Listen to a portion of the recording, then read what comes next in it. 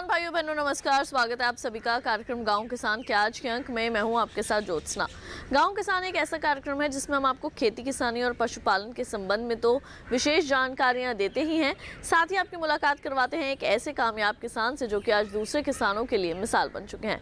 तो फिर आइए अपने आज के गाँव किसान कार्यक्रम की शुरुआत करते हैं। तो आइए कार्यक्रम की शुरुआत करते हैं हमारे पहले सेगमेंट खेती किसानी से। किसान भाइयों बहनों, जैसे कि हम सभी जानते हैं कि हमारी मिट्टी की उर्वरा शक्ति अच्छी होनी चाहिए, तभी हम अपनी फसलों का भी अच्छा उत्पादन प्राप्त कर पाएंगे। आइए कार्यक्रम के पहले भाग में आपको जानकारी देते हैं सॉइल हेल्थ कार्ड के बारे में। सॉइल हेल्थ कार्ड क्या है, इसको क्यों बनवाना चाहिए और इसके क्या क्या लाभ हैं, आइए इन तमाम बातों पर डालते हैं एक नज़र।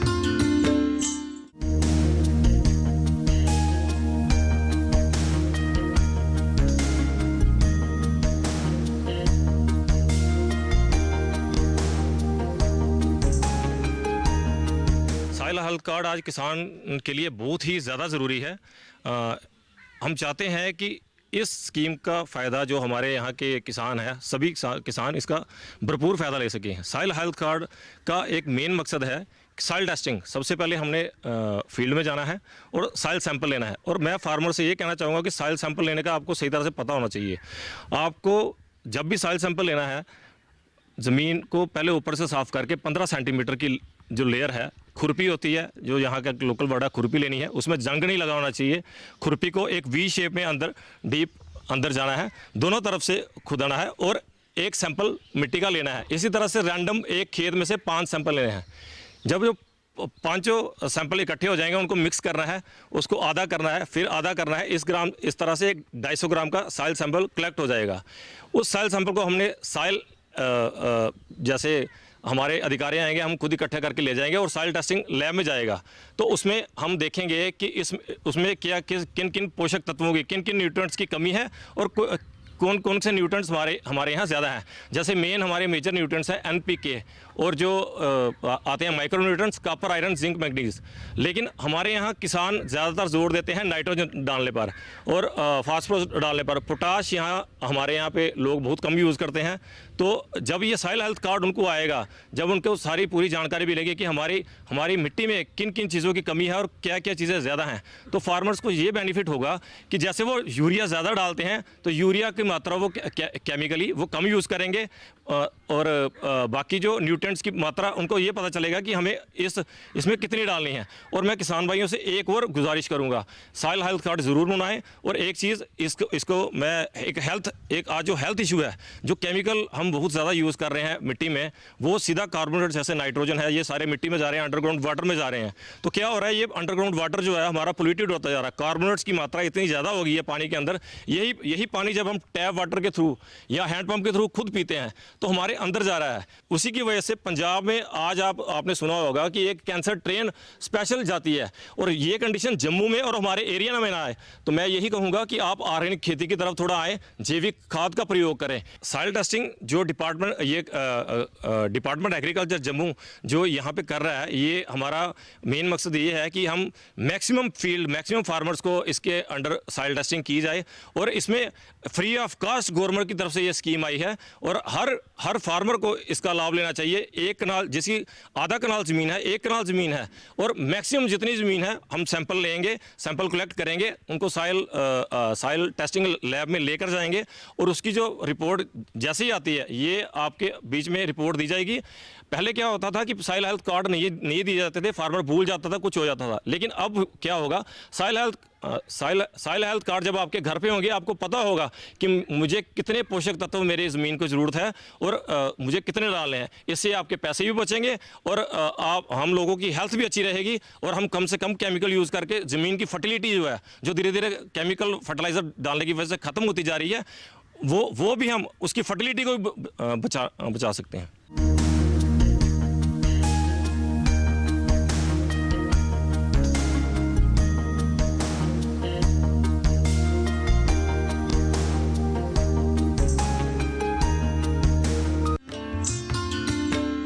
तो अभी आपने देखा सेगमेंट खेती किसानी। कार्यक्रम गांव किसान में वक्त हुआ है एक छोटे से ब्रेक का। जल्द लौटेंगे वापस अपने अगले सेगमेंट के साथ। आप देखते रहिए दूरदर्शन के साथ।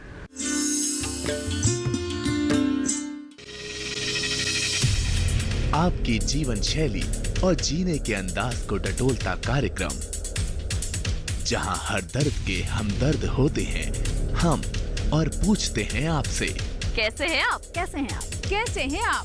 जीवन को एक नए अंदाज से जोड़ता एक ज्ञानवर्धक कार्यक्रम, कैसे हैं आप? रविवार सुबह 10:05 पर।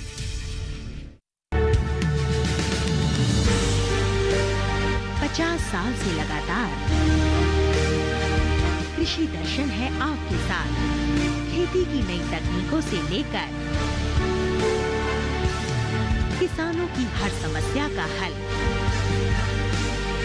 जारी है कृषि दर्शन का ये सफर। किसान चैनल के साथ सोमवार से शुक्रवार शाम 5:30 पर। ब्रेक के बाद एक बार फिर आप सभी का स्वागत है कार्यक्रम गांव किसान में। तो फिर आइए कार्यक्रम में बढ़ते हैं आगे और अब देखते हैं सेगमेंट हमारा पशुधन। किसान भाइयों बहनों, अपने इस सेगमेंट के जरिए हम आपको पशुपालन के संबंध में तमाम ऐसी जानकारियां देते हैं जो कि आपके लिए लाभकारी साबित हो सकती हैं।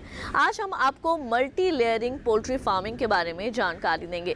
हमारे कई किसान भाई बहन ऐसे हैं जो कि मुर्गी पालन में रुचि रखते हैं और हम उम्मीद करते हैं कि ये जानकारी आपके लिए सहायक साबित होगी।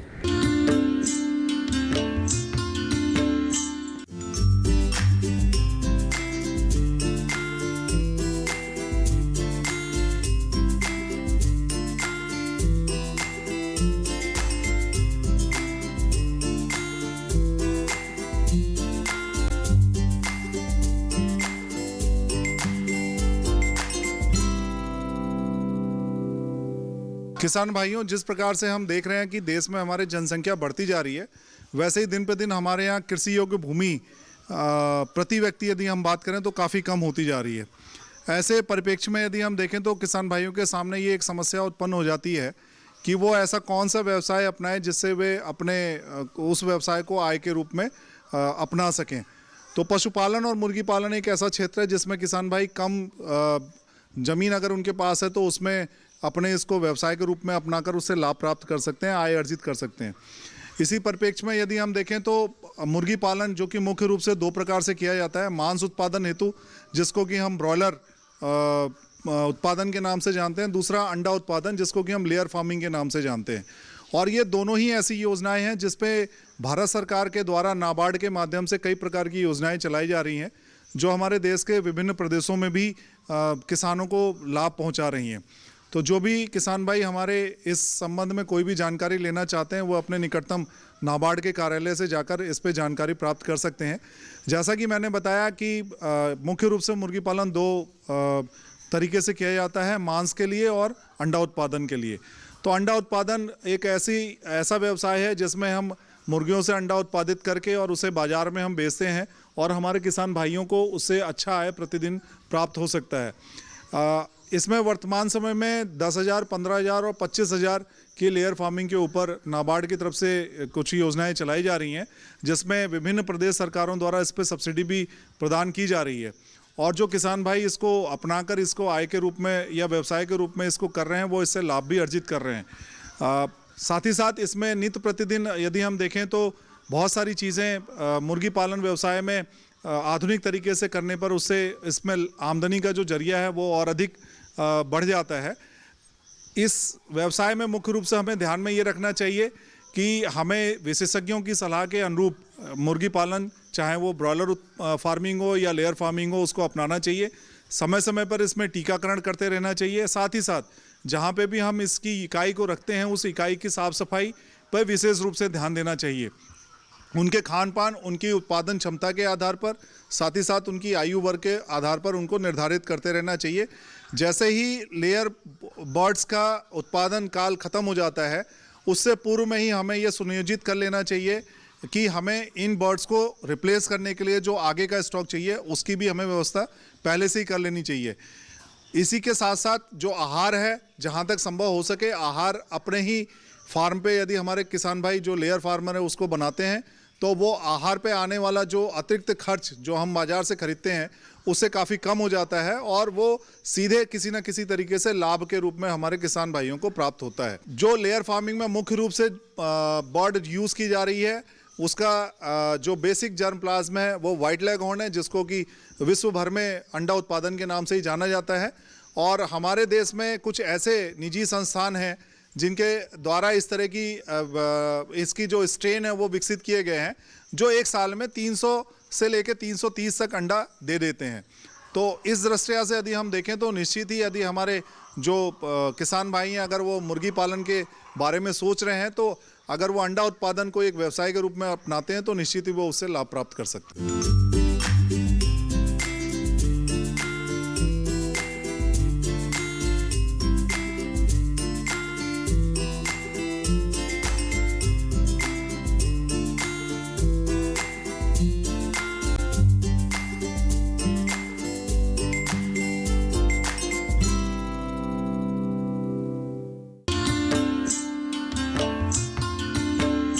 तो अभी आपने मल्टी लेयरिंग पोल्ट्री फार्मिंग के बारे में जानकारी हासिल की।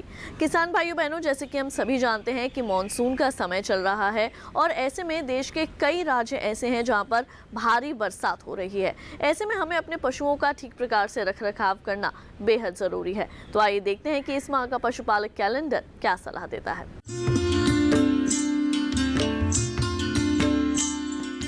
अगस्त माह में ध्यान देने वाली बातें।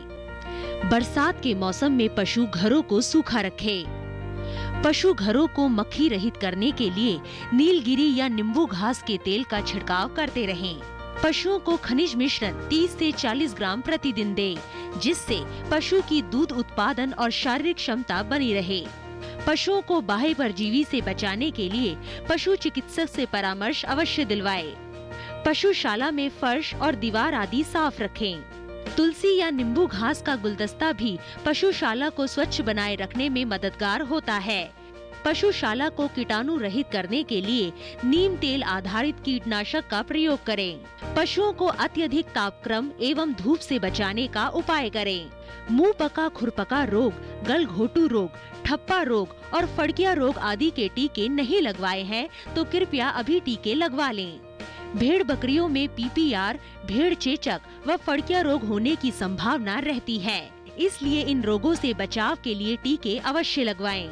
मुंह पका खुरपका रोग से ग्रस्त पशुओं को अलग स्थान अथवा बाड़े में बांधें, ताकि संक्रमण स्वस्थ पशुओं में नहीं हो। रोगग्रस्त पशुओं के मुंह, खुर व थनों के छालों को लाल दवा का 1% घोल बनाकर धोएं। गलघोटू व ठप्पा रोग के लक्षण दिखते ही तुरंत पशु चिकित्सक से संपर्क करें।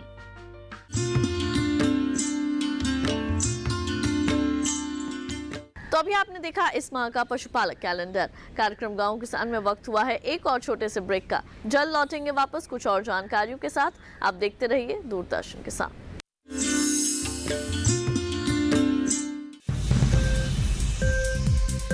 उपज के भाव ताव,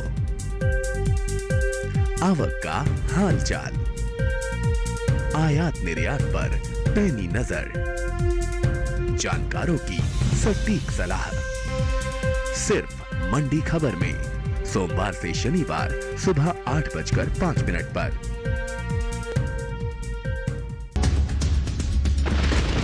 रफ्तार के साथ मौसम के बदलाव की हर खबर, मौसम खबर लाइव देखिए सुबह 8 बजे और 10 बजे, दोपहर 12 बजे और 2 बजे। ब्रेक के बाद एक बार फिर आप सभी का स्वागत है कार्यक्रम गांव किसान में। तो फिर आइए कार्यक्रम में बढ़ते हैं आगे और अब देखते हैं सेगमेंट कामयाब किसान की दास्तान। किसान भाइयों बहनों, क्षेत्र भले कोई भी हो, लेकिन उसमें कड़ी मेहनत और परिश्रम तो करना ही पड़ता है। खेती किसानी भी एक ऐसा क्षेत्र बन चुका है जहां पर कड़ी मेहनत और परिश्रम से ही आप फसलों का अच्छा उत्पादन प्राप्त कर सकते हैं।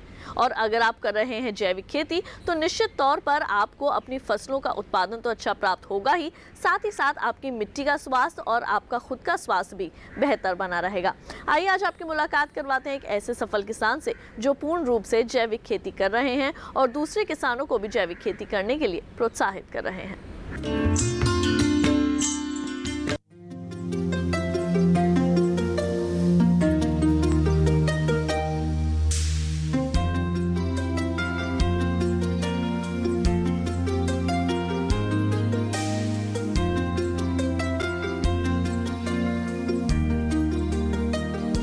के किसान विजयपाल ने खेती किसानी तो की ही, लेकिन इसके साथ साथ एक उद्देश्य को भी सार्थक किया, जिसमें किसानों की सब्जियों एवं फलों को एक अच्छा बाजार मुहैया कराया गया। हमारे फादर या दादाजी पहले काफ़ी गांव में खेती करते थे, तो उन्होंने सब्जियां बेचने के लिए बड़ी दिक्कत होती, मंडियों में जाना पड़ता था। युवा होने के नाते मैंने यहाँ पर द्वारका एरिया में घूमा और देखा भी सब्जी हम अपना यहाँ पर डायरेक्ट कंज्यूमर को बेच सकते हैं। तो उसी वजह से मैंने एक किसान मंडी द्वारका के नाम से कॉन्सेप्ट बनाया और गांव में कुछ किसान, खुद तो किसान हूँ ही मैं, और कुछ और किसान जोड़ के मैंने उनको यहाँ पर उनकी सब्ज़ी लानी शुरू की और यहाँ पर कस्टमर को सही रेट में, बीच में बिचौलिया होते थे मंडी में, वहाँ पर हमको सही रेट नहीं मिल पाता था। तो इस वजह से मैंने यहाँ पर ये कॉन्सेप्ट खोला है और आगे ज़्यादा से ज़्यादा मैं किसान जोड़ूंगा इसमें और सही रेट पे देने की कोशिश करूँगा। विजयपाल ने अपने साथ अन्य किसानों को जोड़कर एक बाजार का निर्माण किया, जिसमें सभी किसानों को अच्छा मुनाफा मिल सके और ग्राहकों को एक अच्छा उत्पाद। मैं किसानों को और इसमें अच्छा तरह जोड़ना चाहूँगा और कंसेप्ट बना रहा हूँ। ज़्यादा हमारा माल बिकेगा, किसान और जोड़ेंगे। इतना तो नहीं भाई मैं पूरे किसान को जोड़ पाऊँ, पर कोशिश है ज़्यादा से ज़्यादा किसान जोड़ने की। ऑर्गेनिक है, जैसे सोनीपत में है, ये पोली हाउस वगैरह हैं, वहाँ पे किसान बड़ी मेहनत कर रहे हैं पोली हाउस में, तो वहाँ से ऑर्गेनिक भी काफ़ी आइटम आते हैं, जैसे टमाटो है, रेड कैप्सिकम है, येलो कैप्सिकम है, काफ़ी है, तोरी है, ये भी वहाँ से डायरेक्ट किसानों से ऑर्गेनिक आती है। हमारा गांव पड़ता है यहाँ से 10 किलोमीटर, तो वहाँ से फ्रेश ही कट के आती हैं। ये नहीं भाई पहले दिन की सब्जी अगले दिन बेचो।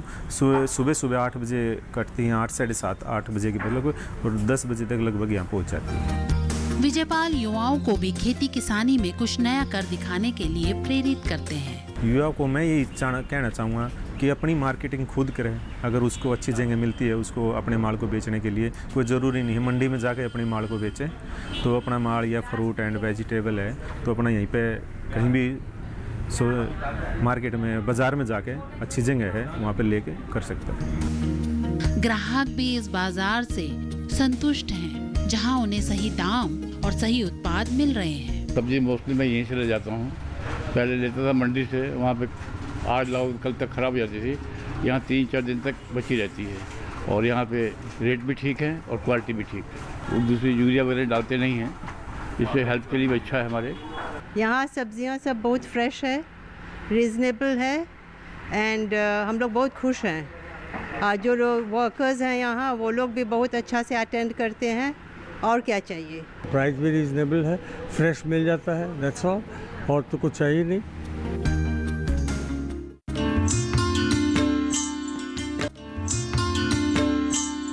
तो अभी आपने देखी कामयाब किसान की कामयाबी की दास्तां। हम उम्मीद करेंगे कि आज के गांव किसान कार्यक्रम में दी गई जानकारियां आप सभी के जरूर काम आएंगी। तो हमारे आज के गांव किसान कार्यक्रम के इस अंक में बस इतना ही।